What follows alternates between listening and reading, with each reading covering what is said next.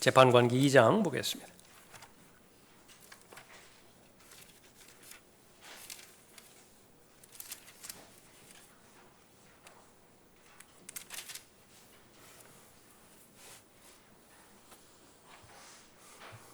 자, 오늘은 1절부터 5절까지 살펴보겠습니다.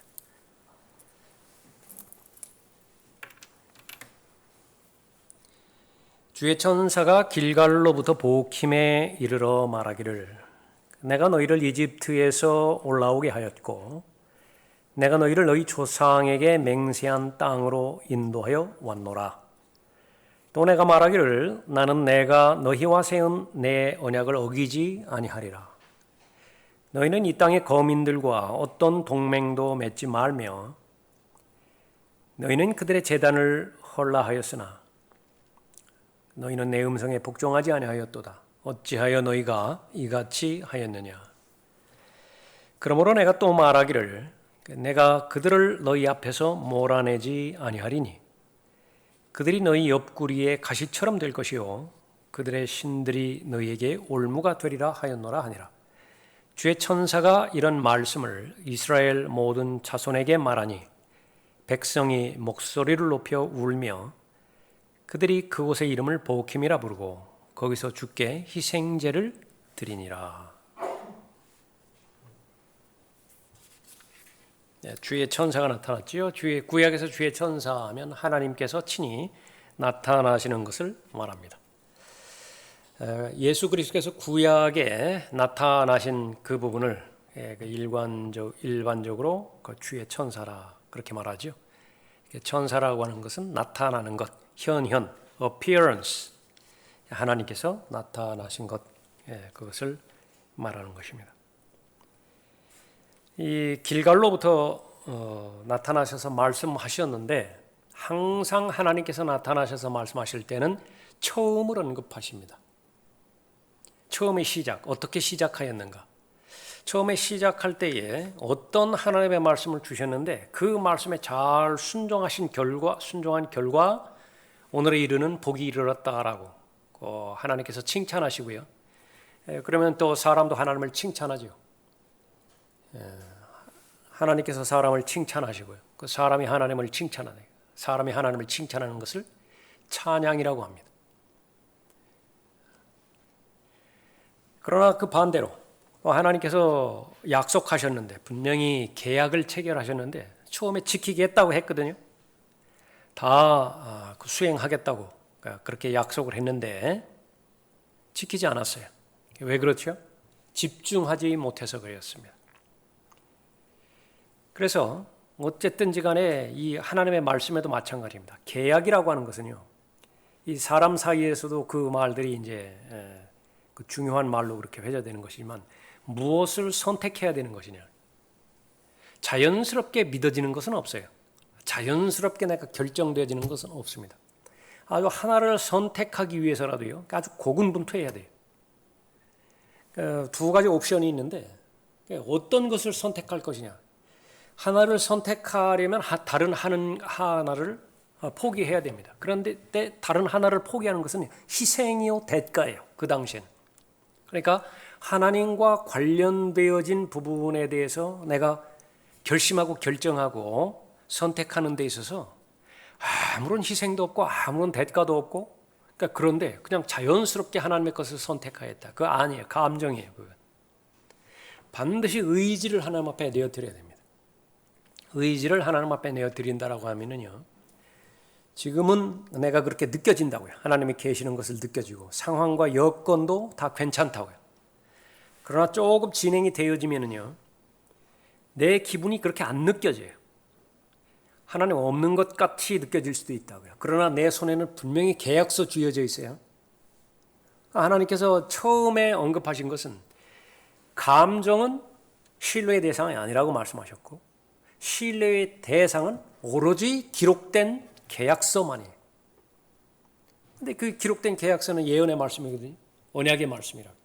그래서 그것을 언약의 말씀을 내가 신뢰를 하고 감정과는 무관하게 하나님의 언약을 지킬 수 있다라고 한다면 하나님께서는 그 사람을 믿음이 있다 그렇게 판단을 하시는 것입니다. 그리고 내 기분이 그렇게 동의하지 않을 때도 있을 뿐만 아니라요. 또 상황과 여건이요. 아주 부정적으로 돼버려요. 힘들다고요. 그 언약을 계속해서 마음에 간직하고 그 언약 안에서 내가 걸어가는 것이 너무 힘들 때가 많던다고요. 그때가 바로 하나님께서 마지막 시험의 단계로 보시겠다라고 하는 것입니다. 지금 여호수아가 가나안 땅을 정복했죠. 다 정복하지는 않았습니다. 근데 여기도 이제 이 2장부터 점점 나타나는 것은 일부 이방인들을 거기에 놔두는 거예요. 그 일부 이방인들을 놔두어서 하나님의 목적은 이 이스라엘 민족이 계속해서 믿음을 주장하고 있는 민족이냐, 그렇지 않은 것이냐, 그것을 보겠다 하시는 것이에요. 보겠다 하시는 것입니다. 예. 이것은 영적으로 적용해서 마찬가지예요. 그리스도인이 구원을 받았는데 내주하시는 성령께서 계시죠.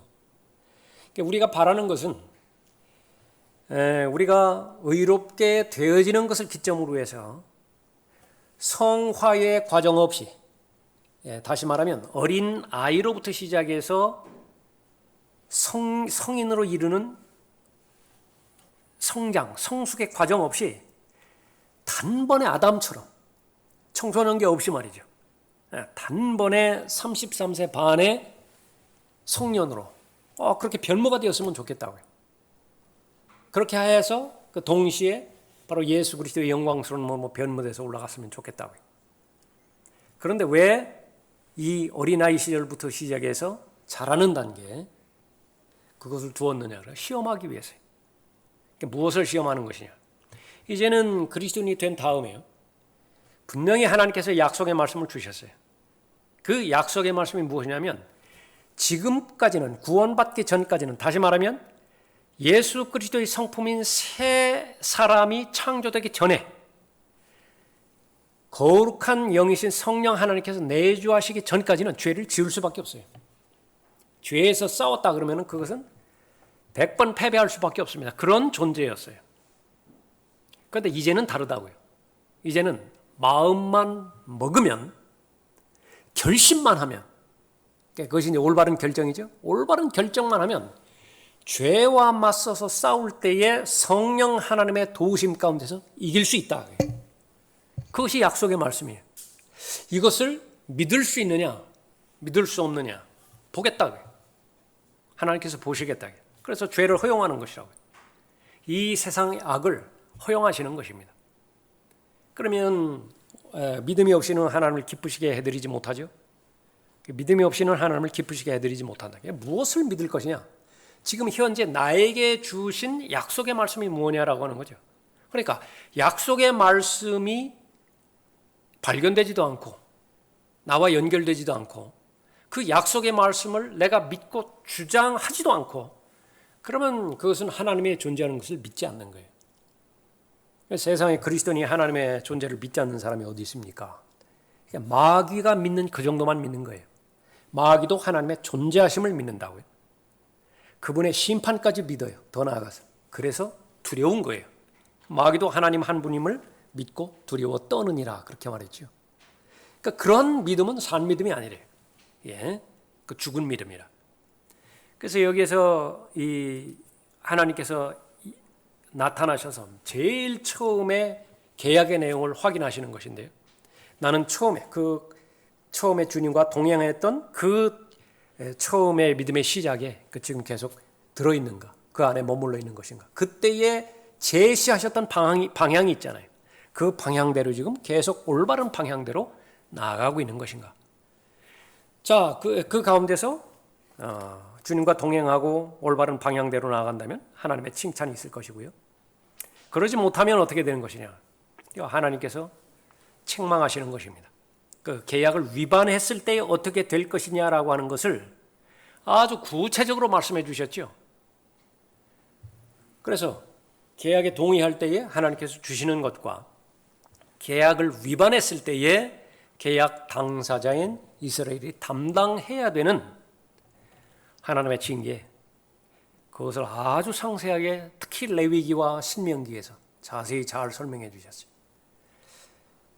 근데 여호수아가 그 마지막 24장에서 마지막으로 유언에 해당되지는 이렇게 여호수아가 이제 올라가면서 남은 백성에게 거듭거듭 다짐을 하죠. 너는 우상들을 버려야 된다. 하나님 한 분만을 섬겨야 되는데. 근데 거기에서 나타난 부분들이요. 마음에 집중하지 않고 건성으로 그랬습니다. 그러니까 물론이지요. 그러니까 그렇게만 답해버렸다고 해요. 마음의 변화 그것을 갈구하지 않고 마음에 여전히 우상을 남겨두기로 작정을 한 거예요. 그리고 나서 말로만. 왜냐하면 당위성에 대해서는 동의를 해야 되니까. 그러나 어떤 변화도 없어요. 지금 주의 천사가 나타나셔서 하는 말씀이 바로 그 부분입니다. 하나님의 말씀에 순종할 때의 결과, 불순종할 때의 결과. 그런데 하나님 편에서 그 부분에서 무슨 잘못을 저질렀느냐? 없어요. 하나님께서 지금까지 최상으로 인도해 주셨어요. 처음과 지금까지 변함이 없으신 분이라. 그런데 지금 너희는 어떻게 된 것이냐? 그 부분에 대해서 지금 백성들이 하나님의 그 천사의 말씀을 듣고서 이제 목소리를 높여 울었다. 그렇게 언급하는 그 부분이죠. 그 장소가 길갈이었습니다. 자, 길갈, 이스라엘이 요단을 건넌 후 첫 번째로 진을 친 곳이었죠. 여호수아 4장 19절에서 백성이 첫째 달 10일에 요단에서 나와 여리코의 동편 경계에 있는 길갈에 진을 쳤더라 그랬습니다. 아브라함과 맺은 언약, 그것을 입증하라라고 하는 것이 할례였습니다. 다른 민족과 구분을 지어야 되는데 겉에 드러나는 표식이 있지요. 그것은 생식기에 그 포피를 잘라내는 것이었습니다. 그 내용이 창세기 17장에서 있었던 것이에요. 그러나 출애굽한 다음에 광야 40년 동안 이 할례가 행해지지 않았어요. 아무도 할례 받지 않았습니다. 그런데 지금 약속의 땅으로 들어가는 그 바로 직전에서는 다시 한번 확인을 해야 돼요. 자신의 정체성에 대해서. 내가 누구인가? 나는 누구의 능력으로 내가 마련하지 않은 하나님께서 이미 마련해 놓으신 그 약속의 땅에 들어가는 것인데 내가 동의하는 것인가? 그것이 바로 할례였습니다. 그래서 이 전쟁을 앞두고 그 여호수아는 길갈에서 그 정복하기 전에 할례를 행했죠. 그것이 여호수아 5장 2절에 해당되는 내용이었습니다. 그때 주께서 여호수아에게 말씀하시기를 너는 예리한 칼들을 만들어 이스라엘 자손에게 다시 두 번째로 할례를 행하라 하시니 여호수아가 예리한 칼들을 만들어 포피의 산에서 이스라엘 자손에게 할례를 행하니라. 여호수아가 할례를 행한 연유는 이것이니 이집트에서 나온 모든 백성 중 남자 즉 모든 전사들은 이집트에서 나온 후 도중에 광야에서 죽었으므로 나온 모든 백성은 할례를 받았으나 그들이 이집트에서 나온 후 도중에 광야에서 태어난 모든 백성은 할례 받지 못하였습니다. 이집트에서 나온 전사들인 모든 백성이 진멸되기까지 이스라엘 자손이 광야에서 40년 동안 행하였으니 이는 그들이 주의 음성에 복종하지 아니하였습니다. 주께서 그들에게 맹세하시기를 주께서 우리에게 주시기로 그들 조상에게 맹세하신 저주가 꿀이 흐르는 땅을 그들에게는 보여주지 아니하시겠다고 하셨더라. 그들 대신으로 일으키신 그들의 자손에게 여호수아가 할례를 행하였으니 이는 그들이 도중에 할례를 행하지 못하였으므로 그들이 할례 받지 아니하였습니다. 그들이 모든 백성에게 할례를 행하였더니 그들이 다 나을 때까지 진영에 있는 그들의 처소에 머물렀더라. 요즘으로 보면 포경 수술 받은 거죠. 남자가 포경 수술을 받았어요. 그 움직일 수 있겠습니까? 지금 전사라고요. 전쟁을 앞두고서 이렇게 하는데 이거는 도무지 합리적이지 않아요. 세상을 살아가는 방식 두 가지 방식입니다. 하나는 나의 방식, 내가 지금까지 경험한 내 그 생각대로 살아가는 것이고요. 또 하나는 하나님의 방법대로 살아가는 것입니다. 그러나 하나님의 방법을 따를 때에는요, 도처에 내 생각과 부딪히는 부분이 있습니다. 합리적이지 못한 부분이 있어요. 결정을 해야 됩니다. 서로가 충돌되지 않는 부분에 있어서 하나님의 말씀을 따르는 것은 무엇이 어렵겠어요? 전혀 어렵지 않습니다. 그래서 은사주의자들의 교리에는요, 박해라고 하는 개념이 없어요. 고난이라고 하는 개념이 없습니다. 그것은 여러분이 아시는 것처럼 그냥 축복만 있을 뿐이에요. 삼중 축복 그런 것만 있어요. 모두가 다 잘 되는 거예요. 그러나 성경에 계시된 대로 오늘 여기에서도 언급한 것처럼 성경의 그 본질적인 진리는 부정적 진리입니다. 긍정적인 것을 말해주지 않아요. 적극적 사고방식, 긍정적 사고방식으로 이루어지는 것은 전제 조건이 부정적 진리에 온전하게 순종한 다음에 하나님께서 그 사람을 긍정적으로 적극적으로 인도해 주시는 것이지, 처음부터 죄에 대해서 부정적으로 말씀하시는데, 세상 풍조에 대해서 부정적으로 말씀하시고요, 이 세상 신에 대해서 100% 부정적으로 말씀하시는데 이 세상 신에 대해서 대적하지도 않고 적개심도 없어요. 또 이 세상의 풍조라고 하는 것은 온갖 불의로 이루어졌거든요. 의로 무장해서 불의와 싸울, 믿음의 선한 싸움에 대한 의지도 갖추어지지 않고 옛사람과 새사람에 관련돼서 분명하게 자세하게 자상하게 하나님의 말씀 가운데서 알려주셨음에도 불구하고 새사람을 통해서 옛사람을 이겨야겠다라고 하는 그런 전의에 불타오르지도 않고, 모든 것이 다 부정적이에요. 이런 부정적 진리로 말미암아서 무장되지 않았는데 성령의 열매를 거두고 성령께 주시는 화평과 평안과 평강으로 하루하루 살아가고, 수고하고 무거운 짐진 자들아 다 내게로 오라. 그 초청의 말씀에 의해서 내가 쉼을 누리고 안식을 기대하고, 그런 것은 성경과는 아무 상관이 없어요. 사람이 만든 종교라고. 그래서 번영신학이라든지 후천년주의, 무천년주의에 입각한 신학이라든지 그것은 성경적 교리가 결코 아니에요. 그건 인본주의 신학에서 만들어낸 또 다른 신, 알지 못하는 신, 또 다른 예수, 또 다른 복음이라. 그런 것이지, 성경에서 언급하는 하나님의 말씀에 입각한 진리에 다다르기 위해서는요, 반드시 먼저 이 부정적인 진리, 부정적으로 말씀하시는 그 부분에 대해서 언급할 수, 인정하고 진리로 받아들일 수 있어야 되죠. 그 성령께서 오신 첫 사역도 바로 그 부분이에요. 성령께서 이 땅에 왜 오셨는가?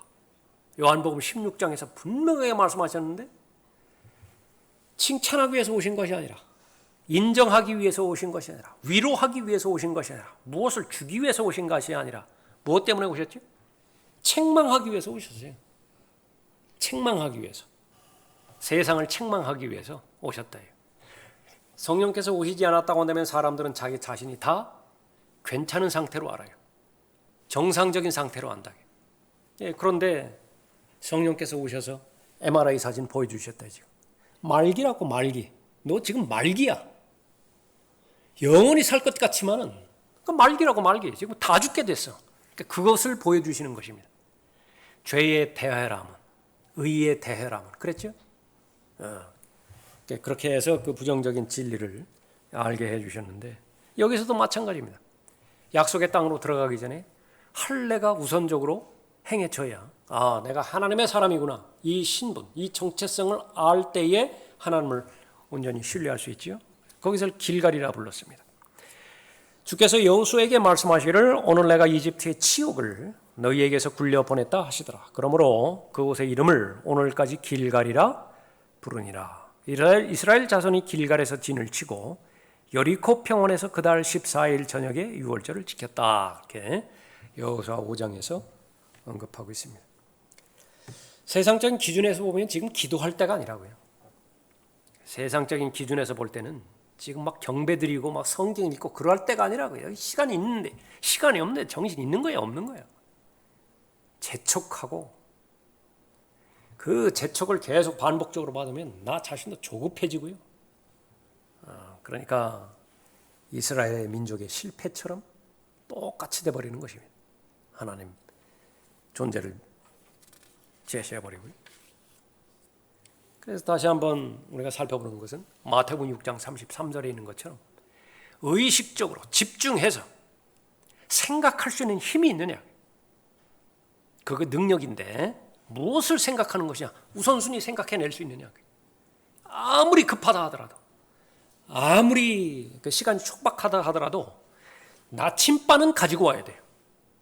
지도는 가지고 와야 된다. 그리고 배를 타야 되죠.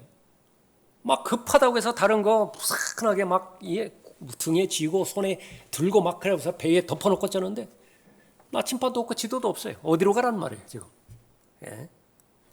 하나님의 진리의 말씀, 어디서나 바로 하나님의 방법대로 하나님의 능력으로 인도하기 위해서 하나님의 말씀에 순종하는 것이죠. 내가 너희를 이집트에서 올라오게 하였고 라고 말했어요. 이집트 세상을 예표하죠. 이집트에서 머무르는 것은 결코 하나님의 뜻이 아닙니다.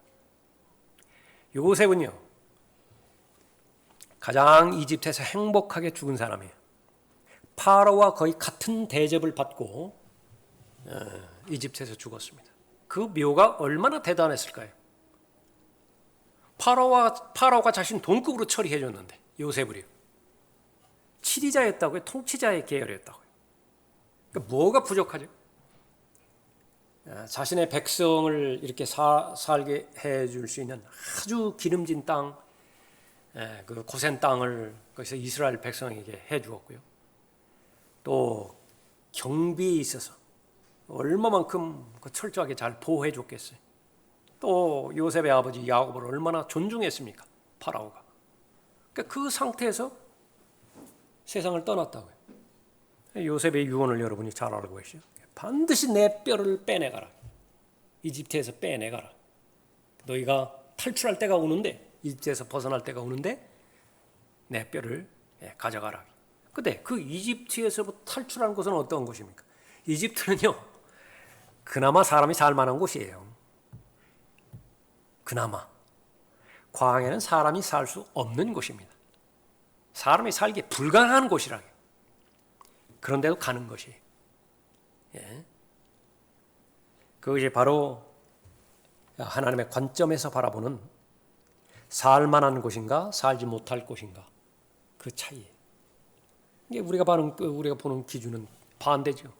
이집트처럼 살기 좋은 곳이 어디 있느냐? 문명에 있어서, 또 먹을 것에 있어서, 군사력에 있어서. 그런 하나님의 생각은 사람의 생각과 다릅니다. 얼마만큼 다른 것이냐? 비교를 했는데 더할 비교가 없으니까요. 하늘과 땅을 비교를 하셨다고요. 하늘과 땅만큼이나 다르다고. 우리가 해야 될 일은 뭐냐면 동의가 되지 않는다 하더라도, 불합리해 보인다 하더라도 인정하는 것입니다. 그것이 사람의 말이 아닌 하나님의 말씀이기 때문에 그런 것이죠. 하나님께서 그렇게 이집트를 그런 관점에서 보셨다고 한다면 이 세상도 마찬가지예요. 갈라디아서 1장 4절에서 이 악한 현 세상으로부터 우리를 구하셨다 그렇게 말씀하셨죠. 이 악한 세상으로부터 우리가 구출받았다라고 하는 것을 보여주는 것입니다. 그래서 예수 그리스도에 대한 믿음이 하나님 앞에 받아들여졌을 때에 우리를 새로운 피조물로 재창조해 주셨고요. 또 그 새로운 삶을 살 수 있도록 해주셨습니다. 자, 그리스도인이 구원받았을 때 영적으로 사탄의 통제하에 있는 세상 제도와 분리된 것이다. 분리된 것이다. 이것은 무엇을 말하는 것이냐 그러면 그리스도 안에 이제 우리가 들어갔을 때에 하나님의 본성에 참여하는 자가 됐죠. 본성이 두 가지라고요. 아담의 물려받은 성품 하나, 그걸 육신이라고 해요. 그 본성의 이름이 육신이라고 해요. 육신. 그 육신의 특징은 무엇이냐면 하나님을 대적해요. 하나님의 생각하는 것과 정반대로 생각해요. 그 육신이라고요. 또 하나의 본성은 바로 예수 그리스도를 믿음으로 인해서 거룩한 하나님의 성품에 참여하게 되는데 그것이 새 성품이에요. 새 사람이라고 해요. 그래서 그 새 사람을 하나님의 본성에 참여한 자, 그렇게 말하는 것입니다. 그런데 현실은 무엇이냐 그러면 육신과 그 새 사람이 1대1로 맞붙어 싸우면 새 사람이 백전백패한다는 사실이죠. 이거는 반드시 기억을 해야 돼요. 그런데 중간중간에 잊어버린다고요. 성령 하나님의 도움 없이, 다시 말하면 믿음의 표상은, 믿음의 아주 절대적인 표상은 기도인데요. 실제로 그래요. 내가 믿음이 있느냐 없느냐 그러면 기도 생활, 그걸로 끝나는 거예요. 여러분들도 그렇게 판단하시면 거의 100점에 가까워요. 내 개인적으로 하나님과 교제하고 그 기도를 통해서 하나님의 능력을 구하고 하나님의 베풀어 주시는 은혜에 대해서 내가 고마움을 기도를 통해서 하나님 앞에 표현한다. 그러면 여러분 믿음의 사람이라고 해요. 그러나 다른 것들은 뭐 그럭저럭 갖추어졌는지 모르지만 기도의 생활이 없다. 그러면 믿음 아니에요. 그거는 그래서 성령 하나님께서 전지전능하신 하나님의 영으로 우리 안에 내주하고 계시기 때문에 하나님의 본성에 참여한 내가 성령 하나님의 도우심 가운데서 이 옛사람에 대해서 상대해서 싸울 때 우리는 승리할 수 있다. 그러니까 그것이 바로 그리스도 안에 있는 새로운 피조물이죠. 그래서 그 새 사람이 계속해서 자라가야 됩니다. 새 사람이 계속해서 힘을 받아야 돼요. 그 능력의 사람으로 갖춰져 가야 되는 것이죠. 그렇게 되려면 어떻게 되는 것이냐 그러면 순종하면 됩니다. 그러니까 순종해야 된다라고 하는 것을 성경에서는 복음에 합당한 삶을 살라 그렇게 말씀하는 거지요. 복음을 통해서 구원받았다라고 한다면 그 복음에 합당한 삶을 살라. 그때 말하는 복음은 신약 성경 전체의 교리를 말하는 것입니다. 그러니까 그렇게 순종하면 바로 그 사람이 복음에 합당한 삶을 산 결과 구원받은 하나님의 자녀는 어떤 사람이 되느냐면 온전한 사람으로 나아가는 거예요. 점점 온전한 사람으로 나아가는 거예요. 3살보다 5살이 온전하다고요. 그렇죠? 5살보다 10살짜리가 더 온전하다고요. 제대로 성장만 하면 말이죠. 그러니까 하나님께서는 그것을 원하는 것이라. 그러면 그것이 바로 세상 제도와 분리돼서 얼마든지 잘 살아갈 수 있다. 세상과 분리된다라고 하는 말을요, 아주 세상에 대해서 거친 반응을 보인다. 그 말이 아니에요. 그리스도인은 구원받지 못한 사람에 대해서 아주 무례하게 행한다. 그 말이 결코 아니라 그래요. 어차피 사람들과 어울려서 지내게 돼 있고요. 항구에 도착하기 전까지는 배는요, 배 위에 떠 있을 수밖에 없어요. 배 위에 떠 있는데 파도를 부인하고 또 폭풍을 부인하고, 그러니까 그런 것은 처음부터 모순이라. 하나님께서 원하시는 것은 뭐냐면 아무리 폭풍우가 거세다 하더라도 물이 배 안에 들어오게 해서는 안 된다 그 말이에요. 물이 배 안에 들어오지 않으면 어떻게 돼요? 배가 커지면 좋다. 배가 커지면. 조그만 통통배보다는 아주 커다란 배가 된다고 한다면 얼마나 안정감이지. 그러니까 웬만큼 파도를 쳐도 뭐 치는 둥 마는 둥 잘 느껴지지도 못할 거 아니겠어요? 그러니까 그렇게 되어지는 것이라. 그러니까 그렇게 시작하고 그렇게 출발하는 것이 바로 그리스도인입니다. 사탄의 자녀들과 분리되었다 그렇게 언급하고 있죠. 하나님께서 사탄의 자녀들을 뭐라고 부르시는 것이냐? 불순종의 자녀들이라 부른다. 영이 죽어 있다라고 하는 말을 잘 이해를 해야 됩니다. 영이 죽어 있다라고 하는 말을 잘 이해해야 돼요. 허물과 죄들 가운데 죽었던 너희를 살렸다. 그때 영이 죽은 것이죠. 이 반응을 안 한다 그 말이 아니에요. 존재 자체가 없다 그 말이 아닙니다. 영이 두 영이 있는데 하나는 하나님의 영이 있고요. 하나님의 영에 대해서는 적극적으로 반대를 합니다. 하나님의 영에 대해서는 적극적으로 적개심을 품어요. 허물과 죄들 가운데 죽은 영의 특징이 그것이에요. 그러나 반대로 이 세상에 영이 있다고요. 이 세상에 신이 명령하고 또 제시하는 그 영에 대해서는요, 찰떡같아요. 어쩌면 그렇게 코드가 맞는 것인지 내가 하고 싶었던 일이에요. 내가 평소 생각했던 일이에요. 그때 탁탁 제안이 들어온다. 왜 안 잡겠어요? 지금 미끼가 없어서 그렇지 미끼만 주어지면 덜컥덜컥 잡는다. 한 번 잡으면 이제 놓을 수 없어요. 나중에 내가 놓고 싶어도 놓지 못한다. 얼마나 다양한 중독의 사람들 빠지게 하는지 아십니까? 마귀가요. 처음에 의지를 마귀에게 주어버리면요, 다른 것들은 이제 소망이 없어요. 그래서 다른 것들은 빼앗긴다. 다른 것도 빼앗기지 말아야 되겠지만요, 의지만큼은 빼앗기지 말아야 돼요. 의지를 빼앗겼다. 그러면 그 사람은 기도가 안 돼요. 기도는 의지로 하는 것이거든요. 그래서 아주 어려울 때가 정신적으로 혼미한 사람을 상담으로 돕거나 그런 때입니다. 정신적으로 혼미하면은 의지가 없기 때문에요, 기도가 안 된다. 그 사람의 기도가 안 된다. 중보기도에도 한계가 있습니다. 그 사람들을 불순종의 자녀들이라 그렇게 언급하고 있죠. 그 다음에 진노의 자녀라 그렇게 언급하고 있습니다. 그 불순종의 자녀와 진노의 자녀로부터 분리시켜 주신 것이 바로 구원받은 하나님의 자녀들입니다. 내가 너희를 이집트에서 올라오게 하였고, 이집트가 바로 그 부분이 그러한 목적을 가지고 구원해 주셨다라고 하는 것이죠. 내가 말하기를 나는 내가 너희와 세운 내 언약을 어기지 아니하리라. 하나님께서 말씀하신 것이죠. 이 이스라엘과 맺은 언약, 그것은 바로 영원한 언약이었습니다. 그 교재 중간에 보면 창세기 17장 7절, 13절, 19절이라든지 시간상 찾아보지는 않겠습니다. 역대기상 16장 13절 이후, 또 시편 105편 6절 이후 모두가 한 절 한 절마다 들어있는 말이 어떤 말이냐 그러면 영원한 언약이에요. 말 그대로입니다. 끝이 없어요. 그 언약은요 끝이 없다고요. 영원히 지속되어지는 언약이라. 그런데 하나 살펴봐야 되는 것은 그 영원한 언약에 딸려오는 것이, 조건적으로 딸려오는 것이 조건이 있어요. 조건. 그것이 거기에 제시된 두 예가 제시됐죠. 레위기 26장, 신명기 28장입니다. 하나님께서 먼저 제시해 주시고 그 다음에 그것이 불순종하게 되어지면 어떤 현상이 일어나느냐. 이방 민족보다 훨씬 더 혹독한 징계를 내리세요. 어느 정도까지 징계를 내리시느냐. 7배까지 벌을 더 크게 내리실 수 있어요. 그래서 신명기 그 28장에 보면 느부갓네살에 의해 가지고 포로로 잡혀갈 것에 대해서까지 그렇게 예언이 된 부분입니다.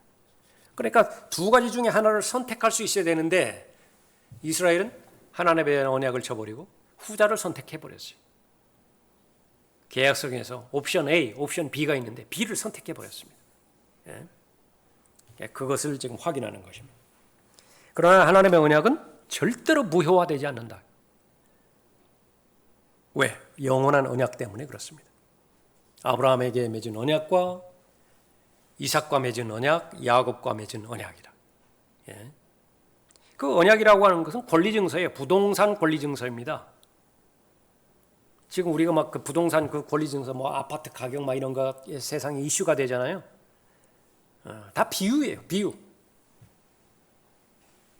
이 세상 살아가면서 아파트 한 채 이렇게 여러분 소유로 가지고 있다라고 한다면 하나님 앞에 감사하십시오. 가지고 있지 못하다고 한다면요 실망하지 마세요. 그러나 다가오는 세상에서만큼은 절대로 빈익빈 부익부에서 부익부에 해당되겠다. 그렇게 결심을 하시라고요. 왜냐하면 지금도 여기에서요 루저로 살아가는 것이 비참하다고요. 없이 살아가는 것이 너무 불편하고 위축되고 좌절되잖아요. 세상 기준이라고요.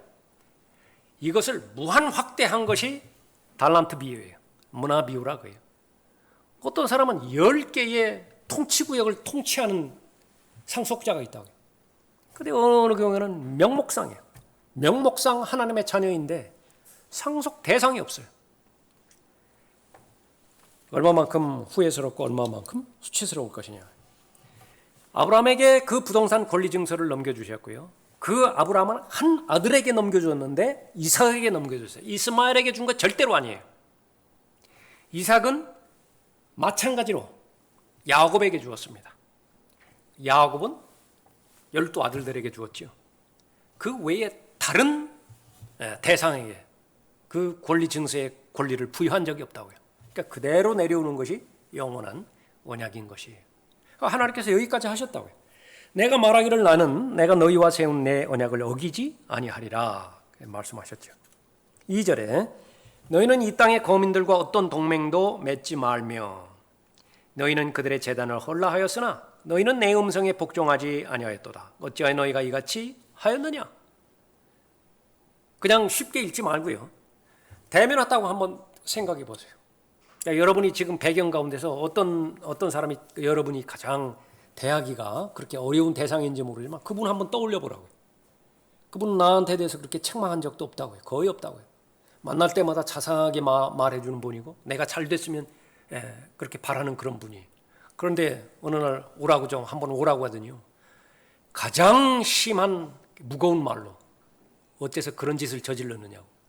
뭐 호되게 한번 그 소리 들었다고 한번 쳐보세요. 그러니까 역시 마찬가지로 무한 확대하는 거예요. 그것이 하나님 앞에서의 책망이라고요. 그 말이죠. 어찌하여 너희가 이같이 하였느냐. 그리스도인 그리스도의 심판석에서 반드시 이 부분들을 결산하게 될 것이고, 하나님의 뜻 가운데서 행한 모든 부분에 대해서는 잘하였다 착하고 신실한 종이라고 온 그 영광과 존귀의 칭찬을 반드시 들을 것이고요. 그러지 못한 때에는 악하고 게으른 종이라는 소리를 들을 것이라고요. 구원받은 사람이라고요. 다 구원받았다고요. 그럼에도 불구하고 그 소리를 듣는 거예요. 이 대상은 선택된 백성 아닌가요? 선택된 백성은 이스라엘인데도 불구하고 어찌하여 너희가 이같이 하였느냐 말하고 있죠. 어려운 말씀은 아니에요. 하나씩 아주 쉬운 말인데 문제는 그 약속의 말씀을 믿을 수 있느냐라고 하는 것에 관건이었죠. 그래서 민수기 33장에 기록된 내용들을 보면 거기에 들어가서 구체적으로 말씀하신다. 거기에 들어가면 이렇게 야트막한 산당들이 있어. 알아? 산당들이 있어. 지금까지 보지 못했지만 너 볼 거야. 그거 완전히 부셔버려. 그리고 거기 들어가면 지금까지 보지 못한 그림들이 있을 텐데 지금까지 너희들이 본 그림 없어. 그 그림들이 상당히 많아. 그거 다 찢어버리고 다 불살라버려. 할 수 있지? 이해 어려운 것이 아니에요. 다 알아듣는다고 그랬다. 그랬더니 갔는데요. 불살라버리려고 그러니까 너무 고급진 옷이에요. 바빌론제 외투. 이건 너무 부럽다고요. 저것만 한번 걸치면은 정말로 다른 거 부러울 거 없을 것 같아요. 몰래 숨겨놓는 거예요. 그렇게 해서 하나씩 다 숨겨놓는 것이 문제는 외부에서 물질로만 해결되는 것이요. 스물스물 기어들어와가지고 마음을 차지해버린 거예요. 우상이 돼버렸다. 그 마지막 결론까지 알기 때문에 탐심의 무서움에 대해서 알기 때문에 하나님께서 명령해 주셨지만은 고지듣지 않은 것입니다. 하나님을 두려워하는 것이 없었죠. 신명기 7장 2절에서 주 너희 하나님께서 내 앞에 그들을 넘겨주실 때 너는 그들을 쳐부수고 완전히 진멸시키며 너는 그들과 어떤 언약도 하지 말고 어떤 자비도 보이지 말지니라. 미리 말씀해 주셨는데 불순종했습니다. 너희는 그들의 제단을 헐라 하셨으나 신명기 12장 2절 말씀이죠. 너희는 너희가 차지할 민족들이 그들의 신들을 섬겼던 장소들은 높은 산이거나 작은 산이거나 푸른 나무 아래거나 완전히 파괴할 것이며 또 너희는 그들의 제단들을 무너뜨리고 그들이 세워놓은 기둥들을 깨뜨리며 그들의 아세라들을 불살을 것이며 또 너희는 그들의 신들의 새긴 형상들을 잘라내고 그들의 이름들을 그곳에서 멸할지니라 말했습니다. 이것을 하나님의 선택하신 민족 이스라엘이 못하니까요. 가장 무식하다고 평가받는 탈레반이 다 해버렸다. 유네스코에서 난리가 났었죠. 역사 문화유산 다 부셔버린다고. 신약의 똑같은 맥락에서의 적용입니다. 고린도후서 6장 14절, 15절, 16절 말씀이죠. 성별입니다. 믿지 않는 자들과 멍에를 같이 매지 말라. 왜 그렇죠? 왜? 그 사람은 인격적이고요. 그 사람은 많이 배우고 나를 이해해주고 나를 심지어 사랑해 주기까지 하는데 구원받지 못했다라고 하는 이유만으로 왜 결혼하지 말라는 거예요? 아끼기 때문에 그래요. 아끼기 때문에. 그러나 부모님은요. 자녀들의 앞길을 잘 모른다고요. 그렇게 해서 결혼하면 불행할지 행복할지 모른다고요. 그런데 자신의 경험으로 볼 때, 확률적으로 볼 때 불행할 것이거든요. 그래서 반대할 뿐이에요. 하나님은 사람이 아니시라고요. 앞길이 어떻게 될 것인지를 알기 때문에 한다고요. 둘이 사업을 한다고요. 동역을 하는 데 있어서 나는 그리스도인인데 상대방 파트너는 믿지 않는 자예요. 될 수 있으면 안 하는 거예요. 그런 동역은 안 하는 것이라고요. 다른 그 선택의 여지가 있다라고 한다면 굳이 그렇게 할 것 없다. 친구들도 마찬가지입니다. 얼마든지 교회에서 친구들을 사귈 수 있고 그렇게 되는데 그런 것들을 다 마다하고 그냥 자신의 성향과 같다고 해서 쉽죠. 쉽게 접근할 수 있는 거죠. 그렇게 해서 교제를 해버리면요 하나님께서 그 사람을 아끼시기 때문에 미리 경고의 말씀을 하시는 것이죠. 어디까지 연결을 하는 것입니까? 하나님의 성전과 우상들이라 그렇게 결론을 내죠. 하나님의 성전과 우상들이 어찌 일치되겠느냐.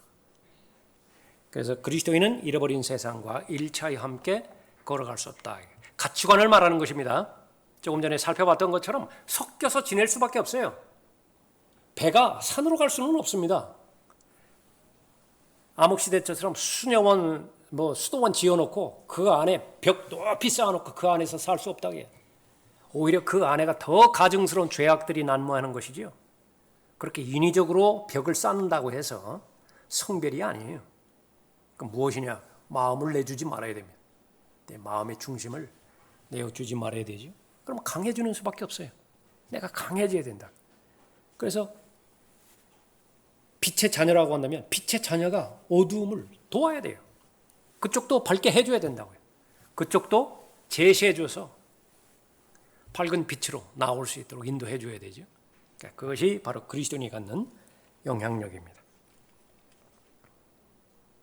너희는 내 음성에 복종하지 아니하였도다. 그러므로 내가 또 말하기를 내가 그들을 너희 앞에서 몰아내지 아니하리니. 교리적인 부분을 살펴보면 구약에서는 믿음과 행위가 있어야 구원이 되어지죠. 그러나 신약에서는 믿음으로만 구원이 이루어지는 것입니다.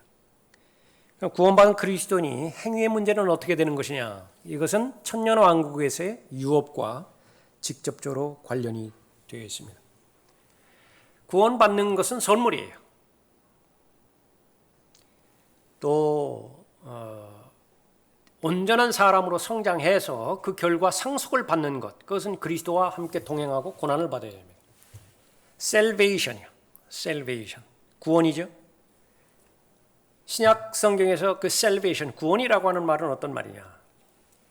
예수 그리스도를 마음으로 초청하는 것입니다. 그래서 그 예수 그리스도를 초청함으로 인해서 자신이 새로운 피조물로 만들어 주시게 하는 거예요. 이것이 구원이에요. 이건 단번에 이루어지는 것이에요. 그 다음에 구원받은 다음에 이루어지는 과정이 discipleship입니다. 이거 성장으로 말할 수 있고요, 성숙으로 말할 수 있고, 고난으로 말할 수 있고, 또 온전한 사람으로 성장하는 그 부분으로 말하는 것입니다. 그 말 자체로는 제자죠, 제자. 제자는 계속해서 배워가고 또 굽이 되어지는 과정을 말하는 것입니다. 이 discipleship은 무엇이냐면 예수 그리스도께서 나의 삶의 방식이 있습니다. 내가 살아가는 삶의 방식이 있죠. 삶의 방식을 통제권을 내어드리는 거예요. 통제해 주시라고. 그래서 말씀과 성령으로 내 삶의 방식이 통제될 때에 나는 제자로서 살아가는 거예요. 온전한 사람으로 복음에 합당한 삶을 잘 살아가는 것입니다. 이 두 가지를 구분하지 못했을 때에 행위 구원이 되어버리는 거예요. 상당히 많이 헷갈려요. 목사들이 헷갈리니까 성도들도 헷갈립니다. 어느 때에는 구원은 선물이라고 했다가 또 어느 때에는 또 자기를 부인하고 예수 그리스도를 끝까지 시인하지 않으면 또 구원을 잃어버리는 것처럼 또 설교를 했다가 그렇게 말은 안 하지만 말하는 자신도 헷갈리고요. 그것을 듣는 회중들도 헷갈린다. 그래서 구원과 이 제자로서 살아가는 그것을 사람들이 말을 만들었는데 로드십이라고 그랬어요. 로드십. 주재권. 모든 삶의 그 영역에서 주인이심을 인정한다. 그래서 어떤 경우에는 그 주재권이 인정될 때에만이 그 사람 구원받은 것이라 그렇게 보는 것입니다. 너무나 가짜가 많으니까. 아무리 봐도 저 사람 그리스도인이 아니에요. 저런 행태를 봐서. 영접했다고는 하는데 도무지 무슨 증거가 보이지 않아. 그래도 교리적으로는 다릅니다. 그 사람이 구원받았느냐 구원받지 않았느냐는 그 사람의 문제예요. 근데 내가 도와주는 것은 정확한 구원의 교리를 잘 제시를 해줘야 되는 것입니다. 구원의 교리를 제시하는데 여기서 discipleship, 로드십에 해당되는 교리를 추가해서 답답하니까 거기에 막 첨가를 해줬다. 구원을 어렵게 만드는 자들이에요. 저주의 대상입니다. 구원은 어디까지나 선물이에요. 구원은 가장 쉬운 것입니다.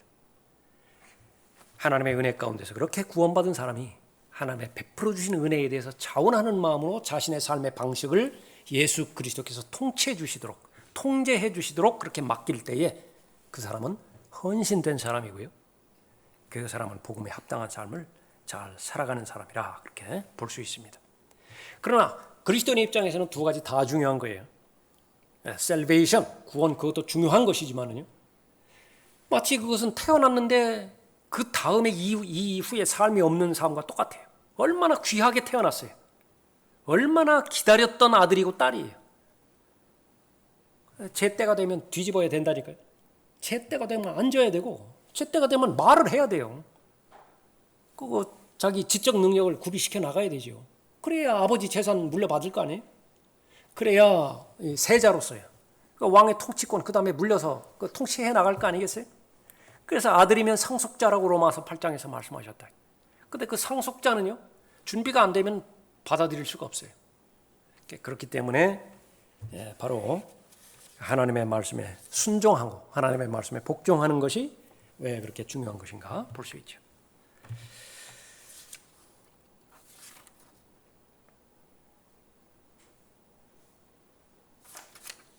3절, 4절 그 내용은 뭐 어려운 거 없습니다. 그 자세하게 그 설명이 되어 있기 때문에 읽어보시면 그런 내용들을 합니다.